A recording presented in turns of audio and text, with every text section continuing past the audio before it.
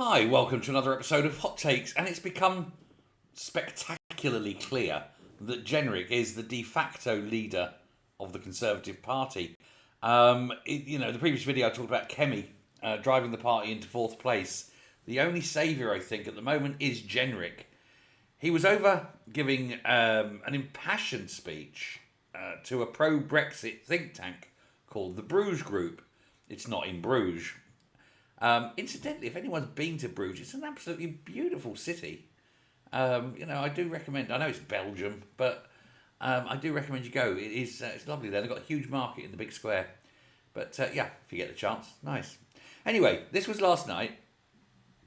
He gave this speech, and he gave why quite an impassioned one about the reasons why UK must leave the European Convention on Human Rights. And also, he was going about repealing a lot of the laws under British law and changing them and rewriting them.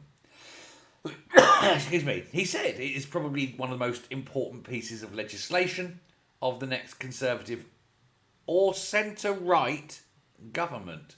His words. Or centre-right.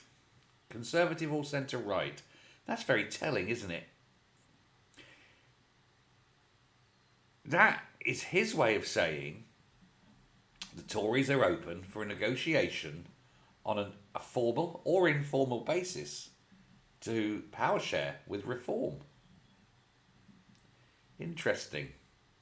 No one in the Tory party has outright said it yet, but little hints like that, it's indicating, isn't he, that he would be very willing to go in, probably as a junior partner, it must be said, with Reform.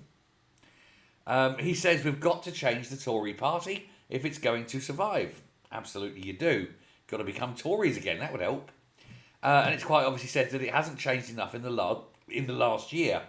Now that's a nice dig, isn't it, at Kemi? So he's planting his tanks on her lawn. He says it's got to be a fundamentally different party. And by that I think he means a fundamentally different leader. He was asked, does he think Kemi will be the leader at the next election? And he said, oh, yes. Which is political speech for, no, it'll be me.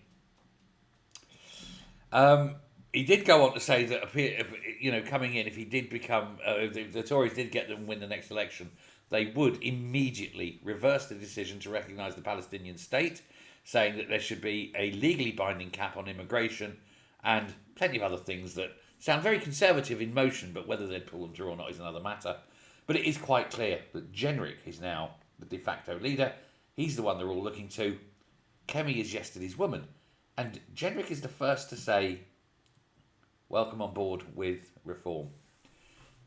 A realist, a pragmatist. Is he a real Tory? Remains to be seen. Let me know what you think, but do so after you've hit the subscribe button, please. Hey. And until next time, goodbye. Hit the like, though. You can hit the like. Bye.